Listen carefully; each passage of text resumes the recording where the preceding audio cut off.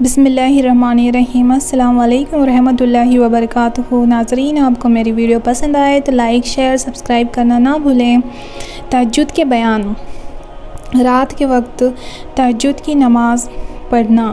ابن عباس رضی اللہ عنہ سے روایت ہے کہ جب نبی صلی اللہ علیہ وسلم رات کو تہجد پڑھنے کے لیے اٹھتے تو یہ دعا پڑھتے تھے: اے اللہ، تو ہی تعریف کے لائق ہے، تو ہی آسمان اور زمین اور جو ان میں ہے انہیں سنبھالنے والا ہے۔ تیرے ہی لیے تعریف ہے، تیرے ہی لیے زمین اور آسمان اور جو کچھ ان میں ہے ان کی بادشاہ ہے۔ تیرے ہی لیے تعریف ہے، تو ہی آسمان اور زمین اور جو چیزیں ان میں ہے ان سب کا نور ہے۔ تو ہی ہر طرح کی تعریف کے لائق ہے، تو ہی آسمان اور زمین اور جو ان میں ہے سب کا بادشاہ ہے۔ تیرے وعدہ بھی سچا ہے، تیری ملاقات یقینی اور تیری بات برحق ہے۔ جنت اور دوزخ برحق اور تمام نبی بھی برحق اور محمد صلی اللہ علیہ وسلم خاص کر سچے ہیں اور قیامت برحق ہے۔ اے اللہ، میں تیرا فرما بردار اور تجھ پر ایمان لایا ہوں، تجھ پر ہی بھروسہ رکھتا ہوں اور تیری ہی طرف لوٹتا ہوں۔ تیری ہی مدد سے دشمنوں سے جھگڑتا ہوں اور تجھ ہی سے فیصلہ چاہتا ہوں۔ تو میرے اگلے پچھلے چھپے اور کھلے گناہوں کو معاف کر دے۔ تو ہی پہلے تھا اور تو ہی آخری میں ہوگا، تیرے علاوہ کوئی بھی عبادت کے لائق نہیں۔ پانچوں فرض نماز کے بعد تہجد کی نماز کی بڑی اہمیت ہے جو پچھلی رات ادا کی جاتی ہے، اور اس کی عام طور پر 11 رکعتیں ہیں جن میں 8 رکعتیں دو دو سلام سے ادا کی جاتی ہیں اور آخری میں 3 وتر پڑھے جاتے ہیں۔ یہی نماز رمضان کے مہینے میں تراویح کے نام سے جانی جاتی ہے۔ حدیث میں گزری ہوئی دعا کو تہجد کے لیے اٹھتے ہی پڑھ لیا جائے، اللہ بہتر جانتا ہے۔ رات کی نماز کی فضیلت۔ ابن عمر رضی اللہ عنہ سے روایت ہے کہ انہوں نے فرمایا کہ نبی صلی اللہ علیہ وسلم کی زندگی میں جب کوئی خواب دیکھتا تو رسول اللہ صلی اللہ علیہ وسلم سے بیان کرتا تھا۔ مجھے بھی تمنا ہوئی کہ میں کوئی خواب دیکھوں اور رسول اللہ صلی اللہ علیہ وسلم سے بیان کروں۔ میں ابھی نوجوان تھا اور رسول اللہ صلی اللہ علیہ وسلم کے زمانے میں مسجد ہی میں سویا کرتا تھا۔ چنانچہ میں نے خواب دیکھا کہ جیسے 2 فرشتے نے مجھے پکڑا اور دوزخ کی طرف لے گئے۔ کیا دیکھتا ہوں کہ وہ کنویں کی طرف پیچدار بنی ہوئی ہے، اس پر 2 چرخیاں ہیں اور اس میں کچھ ایسے لوگ بھی ہیں جنہیں میں پہچانتا ہوں۔ میں دوزخ سے اللہ کی پناہ مانگنے لگا۔ حضرت ابن عمر رضی اللہ عنہ کہتے ہیں کہ پھر ہمیں ایک فرشتہ ملا جس نے مجھ سے کہا کہ ڈرو نہیں۔ میں نے یہ خواب اپنی بہن حفصہ رضی اللہ عنہ سے بیان کیا۔ انہوں نے رسول اللہ صلی اللہ علیہ وسلم سے اس کا بیان کیا تو آپ نے فرمایا کہ عبداللہ اچھا آدمی ہے، کاش وہ تہجد پڑھا کرتا۔ اس نے بعد وہ عبداللہ بن عمر رضی اللہ عنہ رات کو بہت کم سویا کرتے تھے۔ اس حدیث میں معلوم ہوا کہ تہجد کی نماز کی بہت فضیلت ہے اور اس پر پابندی کرنا دوزخ سے نجات کا سبب ہے۔ بیمار کے لیے تہجد چھوڑ دینے کا بیان۔ جندب بن عبداللہ رضی اللہ عنہ سے روایت ہے، انہوں نے فرمایا کہ نبی صلی اللہ علیہ وسلم بیمار ہو گئے تو 1 یا 2 رات آپ تہجد کے لیے نہیں اٹھے۔ اس حدیث کا مطلب یہ ہے کہ جب آپ نے بیماری کی وجہ سے کچھ دنوں تک تہجد چھوڑ دیا تو ابو لہب کی بیوی جمیل کہنے لگی کہ اب مجھے تیرے شیطان نے چھوڑ دیا ہے، تو اس وقت سورہ وجوہ نازل ہوئی۔ نبی صلی اللہ علیہ وسلم کا رات کی نماز اور دوسری نفل نمازوں کے لیے ضروری نہ سمجھ کر لوگوں کو ابھارنا۔ علی بن ابو طالب رضی اللہ عنہ سے روایت ہے کہ ایک رات رسول اللہ صلی اللہ علیہ وسلم نے ان کو اور اپنی بیٹی فاطمہ بنت نبی صلی اللہ علیہ وسلم کے پاس تشریف لائے اور فرمایا کہ تم دونوں نماز تہجد کیوں نہیں پڑھتے؟ میں نے کہا، اے اللہ کے رسول صلی اللہ علیہ وسلم، ہماری تو جان ہی اللہ کے ہاتھ میں ہے، جب وہ ہمیں اٹھائے گا تو اٹھ جائیں گے۔ جب میں نے یہ کہا تو آپ واپس ہو گئے اور مجھے کوئی جواب نہ دیا۔ پھر میں نے آپ کو پیٹھ پھیر کر ران پر ہاتھ مارتے ہوئے دیکھا اور یہ فرماتے سنا کہ انسان سب سے زیادہ جھگڑالو ہے۔ حضرت علی رضی اللہ عنہ کی مجبوری سن کر آپ خاموش ہو گئے۔ اگر یہ نماز فرض ہوتی تو حضرت علی کی مجبوری قبول نہیں ہو سکتی تھی۔ ہاں، جاتے ہوئے افسوس ضرور ظاہر کر دیا، کیونکہ تکلیف تقدیر کے بہانے ایک فضیلت کے حاصل کرنے سے فرار کا راستہ اختیار کرنا ٹھیک نہ تھا۔ عائشہ رضی اللہ عنہ سے روایت ہے کہ انہوں نے فرمایا کہ رسول اللہ صلی اللہ علیہ وسلم ایک کام اگرچہ وہ آپ کو پسند ہی ہوتا اس ڈر سے چھوڑ دیتے کہ لوگ اس پر عمل کریں گے تو وہ ان پر فرض ہو جائے گا۔ چنانچہ رسول اللہ صلی اللہ علیہ وسلم نے چاشت کی نماز کبھی لگاتار نہیں پڑھی، لیکن میں پڑھتی ہوں۔ حضرت عائشہ رضی اللہ عنہ کا بیان ان کی معلومات کے مطابق ہے، ورنہ رسول اللہ صلی اللہ علیہ وسلم نے مکہ کے فتح کے وقت چاشت کی نماز پڑھی تھی، اور حضرت ابو ذر اور حضرت ابو ہریرہ رضی اللہ عنہ کو اس کے پڑھنے کی ہدایت بھی کی تھی۔ رسول اللہ صلی اللہ علیہ وسلم کا قیام اس قدر ہوتا کہ آپ کے پاؤں سوج جاتے۔ مغیرہ بن شعبہ رضی اللہ عنہ سے روایت ہے، انہوں نے فرمایا کہ نبی صلی اللہ علیہ وسلم نماز میں اتنا کھڑے ہوتے کہ آپ کے دونوں پاؤں یا آپ کے دونوں پنڈلیوں پر ورم آ جاتا، اور جب آپ سے اس کے بارے میں کہا جاتا تو فرماتے تھے کہ کیا میں اللہ کا شکر ادا کرنے بندہ نہ بنوں؟ اس حدیث میں شکریہ کے طور پر نماز پڑھنے کا ثبوت ملتا ہے۔ نیز معلوم ہوا کہ زبان کے شکر کے علاوہ عمل سے بھی ادا کرنا چاہیے، کیونکہ زبان سے اقرار کرتے ہوئے اور اس پر عمل کرنے کا شکر کہا جاتا ہے۔ جو آدمی سحری کے وقت سوتا رہا۔ عبداللہ بن عمر بن عاص رضی اللہ عنہ سے روایت ہے کہ رسول اللہ صلی اللہ علیہ وسلم نے ان سے فرمایا، اللہ کو سب نمازوں سے داؤد علیہ السلام کی نماز بہت پسند ہے، اور تمام روزوں سے زیادہ روزہ بھی داؤد علیہ السلام کا پسند ہے۔ وہ آدھی رات تک سوئے رہتے، پھر تہائی رات میں عبادت کرتے، اس کے بعد رات کے چھٹے حصے میں سو جاتے۔ نیز وہ ایک دن روزہ رکھتے اور ایک دن افطار کرتے۔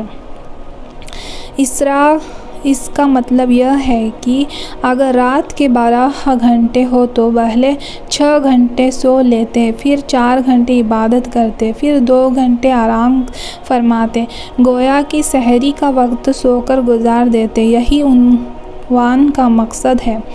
عائشہ رضی اللہ عنہ سے روایت ہے، انہوں نے فرمایا کہ رسول اللہ صلی اللہ علیہ وسلم کو سب سے زیادہ وہ عمل پسند ہوتا جو ہمیشہ ہوتا رہے۔ آپ سے پوچھا گیا کہ رسول اللہ صلی اللہ علیہ وسلم رات کو کب اٹھتے؟ تو انہوں نے فرمایا کہ جب مرغے کی آواز سنتے تو اٹھ جاتے تھے۔ مرغا عام طور پر آدھی رات کو بانگ دیتا ہے، یہی اس کی عادت ہے جس پر اللہ نے اسے پیدا کیا ہے۔ عائشہ رضی اللہ عنہ سے ہی ایک روایت میں ہے کہ جس وقت مرغے کی آواز سنتے تو اٹھ کر نماز پڑھتے۔ امام بخاری نے پہلی حدیث میں حضرت داؤد علیہ السلام کے رات کے جاگنے کا بیان فرمایا۔ اس حدیث سے رسول اللہ صلی اللہ علیہ وسلم کے عمل کو اس کے مطابق ثابت کیا۔ اگلی حدیث میں ثابت کیا گیا کہ سحری کے وقت آپ سوتے ہوتے، لہٰذا آپ کا اور حضرت داؤد علیہ السلام کا عمل ایک جیسا ثابت ہوا۔ عائشہ رضی اللہ عنہ سے ہی ایک اور روایت میں ہے کہ انہوں نے فرمایا کہ میں نے نبی صلی اللہ علیہ وسلم کو آخری رات میں سوئے ہوئے ہی دیکھا ہے۔ تہجد کی نماز میں زیادہ کھڑے ہونا۔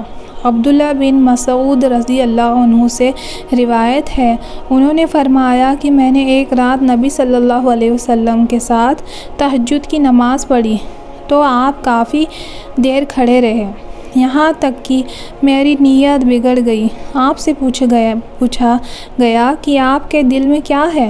انہوں نے فرمایا کہ میں نے یہ ارادہ کیا تھا کہ نبی صلی اللہ علیہ وسلم کو چھوڑ کر خود بیٹھ جاؤں۔ اس میں معلوم ہوا کہ رسول اللہ صلی اللہ علیہ وسلم رات کی نماز میں بہت لمبی قرأت کرتے تھے۔ نبی صلی اللہ علیہ وسلم رات کی نماز کس طرح اور کس قدر پڑھتے تھے؟ ابن عباس رضی اللہ عنہ سے روایت ہے، انہوں نے فرمایا کہ نبی صلی اللہ علیہ وسلم تہجد کی نماز 13 رکعت پڑھتے تھے۔ ان 13 رکعتوں کو اس طرح ادا کرتے تھے کہ ہر 2 رکعتوں کے بعد سلام پھیر دیتے، جیسا کہ دوسری روایتوں میں اس کا خلاصہ ہے۔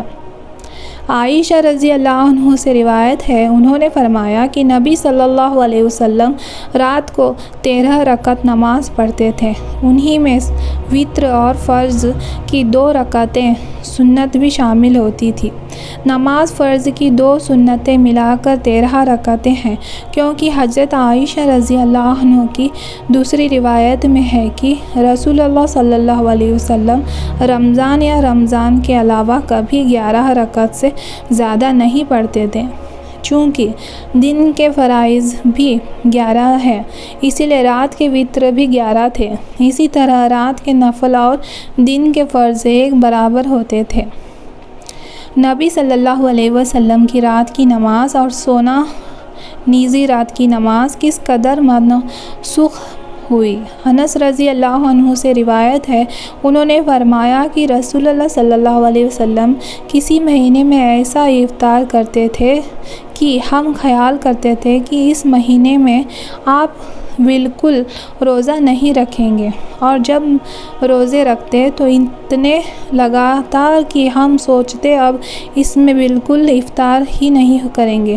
اور رات کو نماز تو آپ ایسے پڑھتے تھے کہ ہم جب چاہتے آپ کو نماز پڑھتے دیکھ لیتے اور جب چاہتے سوتے دیکھ لیتے۔ اس کا مطلب یہ ہے کہ رات کا وقت آپ کے نفلوں اور آرام کا وقت ہوتا تھا، وہ ایسا کہ جو آدمی آپ کو جس حالت میں دیکھنا چاہتا تھا دیکھ لیتا۔ یہ حضرت انس رضی اللہ عنہ کا اپنا دیکھا حال ہے، جو حضرت عائشہ رضی اللہ عنہ کے بیان کے خلاف نہیں کہ مرغے کی بانگ سن کر جاگ جاتے تھے، کیونکہ انہوں نے اپنی آنکھوں دیکھا حال بیان کیا ہے۔ شیطان کا گدی پر گرہ لگانا جبکہ آدمی رات کی نماز نہ پڑھے۔ ابو ہریرہ رضی اللہ عنہ سے روایت ہے کہ رسول اللہ صلی اللہ علیہ وسلم نے فرمایا کہ جب آدمی رات کے وقت سو جاتا ہے تو شیطان اس کے گدی پر 3 گرہ لگا دیتا ہے، ہر گرہ پر یہ جادو پھونک دیتا ہے کہ ابھی تو بہت رات ہے، سو جاؤ۔ پھر اگر آدمی جاگ گیا اور اللہ کو یاد کیا تو ایک گرہ کھل جاتی ہے، پھر اگر اس نے وضو کر لیا تو دوسری گرہ کھل جاتی ہے، اس کے بعد اگر اس نے نماز پڑھی تو تیسری گرہ بھی کھل جاتی ہے، اور صبح کو خوش مزاج اور دل شاد اٹھتا ہے، ورنہ صبح کو بد دل اور سست اٹھتا ہے۔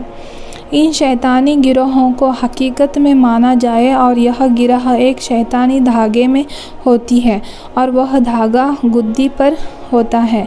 امام احمد رحمۃ اللہ نے اپنی مسند سے صاف بیان کیا ہے کہ شیطان ایک رسی میں گرہ لگاتا ہے، جو آدمی سوتا رہے اور نماز نہ پڑھے تو شیطان اس کے کان میں پیشاب کر دیتا ہے۔ عبداللہ رضی اللہ عنہ سے روایت ہے، انہوں نے فرمایا کہ نبی صلی اللہ علیہ وسلم کے سامنے ایک آدمی کا ذکر کیا گیا، وہ صبح تک سوتا رہا اور نماز کے لیے بھی نہیں اٹھا، تو آپ نے فرمایا کہ شیطان نے اس کے کان میں پیشاب کر دیا ہے۔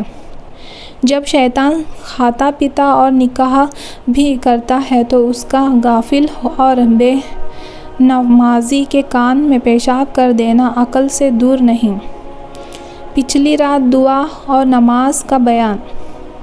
ابو ہریرہ رضی اللہ عنہ سے روایت ہے کہ رسول اللہ صلی اللہ علیہ وسلم نے فرمایا، ہمارا بزرگ اور برتر رب ہر رات پہلے آسمان پر اترتا ہے اور جب آخری تہائی رات باقی رہ جاتی ہے تو آواز دیتا ہے کہ کوئی ہے جو دعا کرے میں اسے قبول کروں، کوئی ہے جو مجھ سے مانگے میں اسے دوں، کوئی ہے جو مجھ سے معافی مانگے تو میں اسے معاف کروں۔ اللہ تعالیٰ کا اپنے اوپر والے عرش سے دنیاوی آسمان پر بغیر تعویل اور بغیر کیفیت کے اترنا برحق ہے، جس طرح اس کی ذات کا عرش عظیم پر برقرار ہونا برحق ہے۔ ہمارے اسلاف کا عقیدہ ہے کہ اس قسم کی خوبیوں کو ظاہری معنی میں مانا جائے، مگر یہ بھی عقیدہ رکھنا چاہیے کہ اس کی صفتیں مخلوق کی صفتوں کی طرح نہیں ہیں۔ علامہ ابن قیم رضی اللہ عنہ نے اس موضوع پر نظرۃ الی سماء دنیا نامی کتاب بھی لکھی ہے۔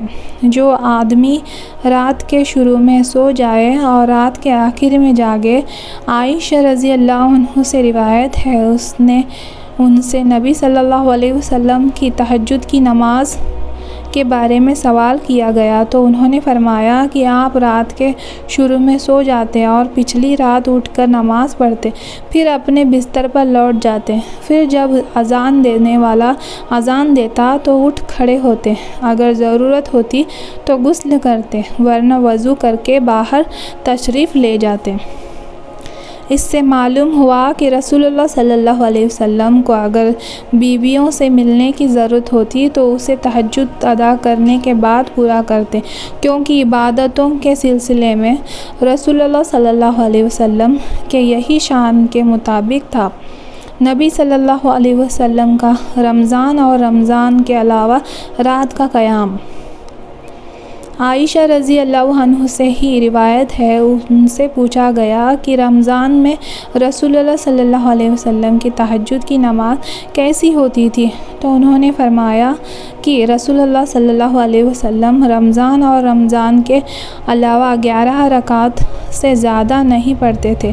پہلی 4 رکعتیں ایسی لمبی پڑھتے تھے کہ ان کی خوبی کے بارے میں نہ پوچھو، اور پھر آپ 4 رکعتیں ایسی ہی پڑھتے تھے، ان کی خوبی اور لمبائی کی حالت مت پوچھو، پھر 3 رکعت وتر پڑھتے تھے۔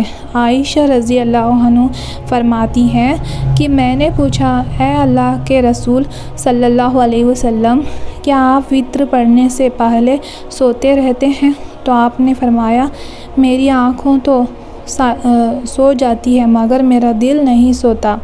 جن روایتوں میں رسول اللہ صلی اللہ علیہ وسلم کا رات کے وقت 20 رکعتیں پڑھنا بیان ہوا ہے، وہ سب ضعیف اور دلیل پڑھنے کے قابل نہیں۔ نماز تراویح کی تعداد 8 رکعتیں اور 3 وتر ہیں، جیسا کہ اس حدیث میں بیان ہے۔ عبادت میں سختی اٹھانا ایک برا کام ہے۔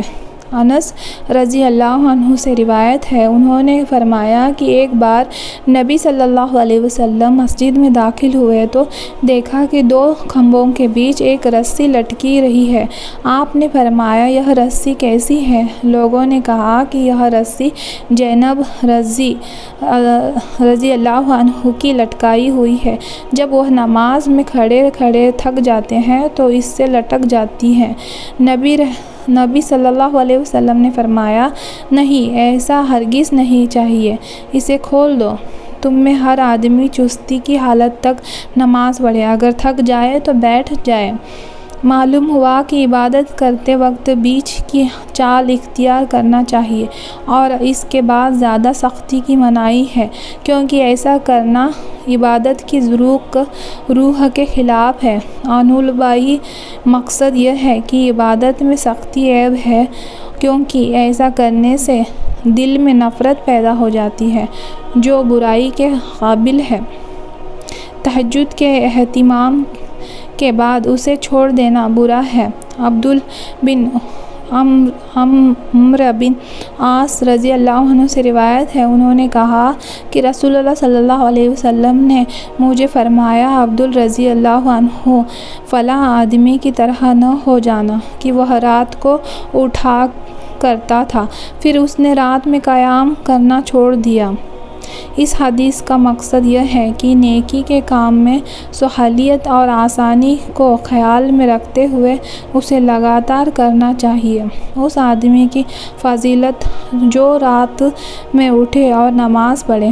عبادہ بن سمیت رضی اللہ عنہ سے روایت ہے، وہ نبی صلی اللہ علیہ وسلم سے بیان کرتے ہیں کہ آپ نے فرمایا، جو آدمی رات کو اٹھے اور کہے لا الہ الا اللہ وحدہ لا شریک لہ لہ الملک ولہ الحمد وہو علی کل شیء قدیر، الحمدللہ سبحان اللہ ولا الہ الا اللہ واللہ اکبر ولا حول ولا قوۃ الا باللہ، پھر یہ دعا پڑھے اللہم اغفر لی، یا اور کوئی دعا کرے تو اس کی دعا قبول ہوتی ہے، اور اگر وضو کر کے نماز پڑھے تو اس کی نماز بھی قبول ہوتی ہے۔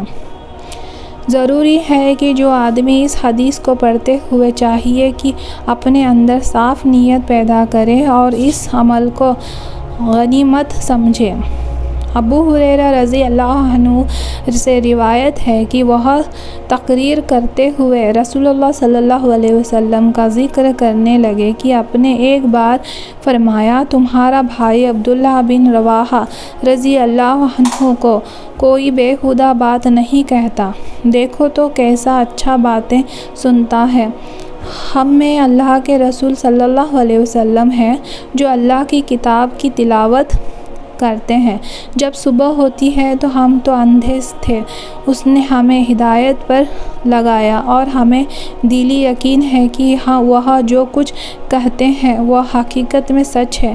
رات کو ان کا پہلو بستر سے الگ رہتا ہے، جبکہ نیند کی وجہ سے مشرکوں پر بستر بھاری ہوتا ہے۔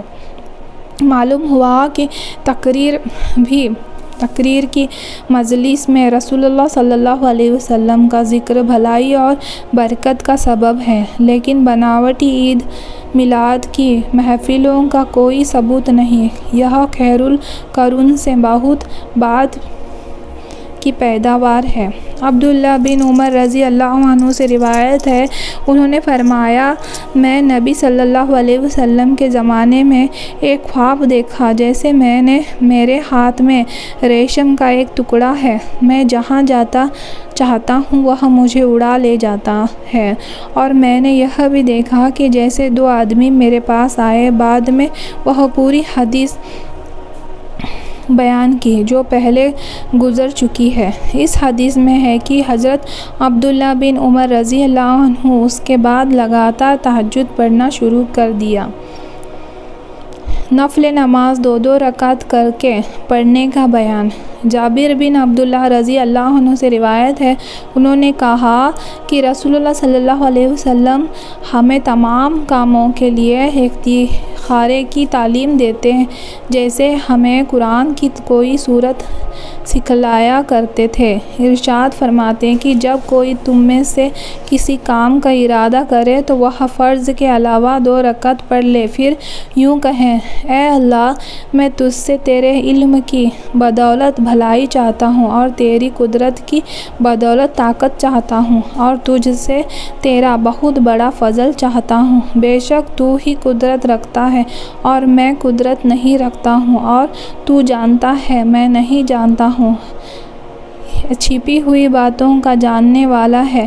اے اللہ، اگر تو جانتا ہے کہ یہ کام میرے دین دنیا میں اور میرے کام کے آغاز اور انجام میں بہتر ہے تو اس کو میرے لیے مقدر فرما دے اور اس کو میرے لیے آسان کر دے، اور اگر تو چاہتا ہے کہ یہ کام میرے لیے دین دنیا میں اور میرے کام کے آغاز میں نقصان دینے والا ہے تو اس کو مجھ سے الگ کر دے اور مجھے اس سے الگ کر دے، اور جہاں کہیں بھلائی ہو وہ میرے لیے مقدر کر دے اور اس کے ذریعے مجھے خوش کر دے۔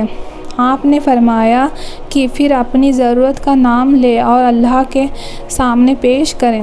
دراصل استخارے کی اس دعا کے ذریعے بندہ پہلے تو بھروسے مند وعدہ کرتا ہے، پھر ثابت قدمی اور اللہ کی تقدیر پر راضی کرنے کی دعا کرتا ہے۔ اگر صاف دل سے اللہ کے سامنے یہ دونوں باتیں پیش کر دی جائے تو اللہ کے فضل اور کرم سے بندے کے مانگے گئے کام میں ضرور بھلائی اور برکت ہوگی۔ فجر کی 2 سنتیں ہمیشہ پڑھنا اور جس میں انہیں نفل کا نام دیا۔ عائشہ رضی اللہ عنہ سے روایت ہے، انہوں نے فرمایا کہ نبی صلی اللہ علیہ وسلم کسی نفل نماز کا اس قدر خیال نہیں کرتے جتنا کہ 2 سنتوں کا اہتمام کرتے تھے۔ چونکہ رسول اللہ صلی اللہ علیہ وسلم نے فرض کی سنتوں پر ہمیشگی فرمائی ہے، اسی لیے سفر اور حاجت میں ان کا چھوڑنا صحیح نہیں ہے۔ فجر کی سنتوں میں کیا پڑھا جائے؟ عائشہ رضی اللہ عنہ سے روایت ہے، انہوں نے فرمایا کہ نبی صلی اللہ علیہ وسلم فرض کی نماز سے پہلے 2 رکعتیں بہت ہلکی پڑھتے تھے، یہاں تک کہ میں اپنے دل میں کہتی کہ آپ نے سورہ فاتحہ بھی پڑھی ہے یا نہیں۔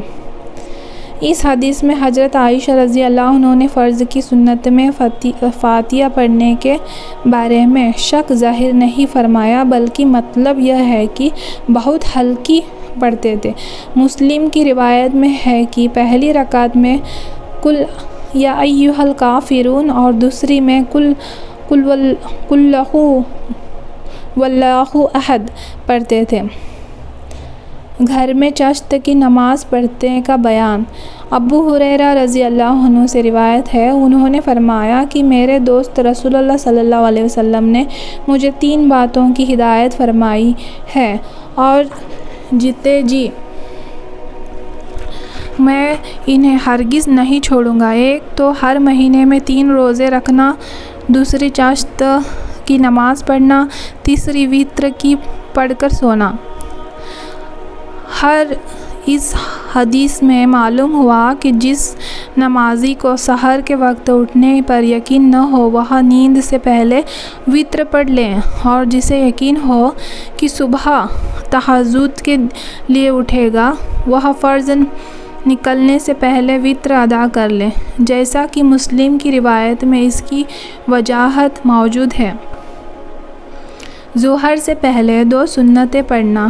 عائشہ رضی اللہ عنہ سے روایت ہے، نبی صلی اللہ علیہ وسلم ظہر سے پہلے 4 رکعت اور فجر سے پہلے 2 رکعت سنت کو کبھی نہیں چھوڑتے تھے۔ حضرت ابن عمر رضی اللہ عنہ سے مروی حدیث سے معلوم ہوتا ہے کہ آپ ظہر سے پہلے 2 رکعت پڑھتے تھے، اور اس حدیث سے پتہ چلتا ہے کہ آپ 4 پڑھتے تھے۔ ان میں ٹکراؤ نہیں، کیونکہ دونوں حضرات نے اپنی اپنی معلومات سے آگاہ کیا ہے۔ ممکن ہے کہ گھر میں 4 پڑھتے ہو جیسا کہ حضرت عائشہ رضی اللہ عنہ کا بیان ہے، اور مسجد میں 2 رکعت ہی ادا کرتے ہوں جن کو ابن عمر رضی اللہ عنہ نے دیکھا ہے۔ مغرب کی نماز سے پہلے سنت پڑھنے کا بیان۔ عبداللہ مزنی رضی اللہ عنہ روایت کرتے ہیں، انہوں نے نبی صلی اللہ علیہ وسلم سے بیان کیا کہ آپ نے فرمایا مغرب کی نماز سے پہلے نفل پڑھو، 2 بار فرمایا، تیسری بار یہ کہا جو کوئی چاہے اس ڈر سے کہ کہیں لوگ اسے ضروری نہ سمجھ لیں۔ مغرب سے پہلے 2 رکعت پڑھنا بہتر ہے، اگرچہ ضروری نہیں، پھر بھی ان کو پڑھنا ثواب ہے، لیکن جماعت کھڑی ہونے سے پہلے پڑھنا چاہیے، اور فرض کی سنتوں کی طرح انہیں بھی ہلکا پھلکا ادا کرنا چاہیے۔ ناظرین، آپ کو میری ویڈیو پسند آئے تو لائک، شیئر، سبسکرائب کرنا نہ بھولیں۔ اللہ حافظ۔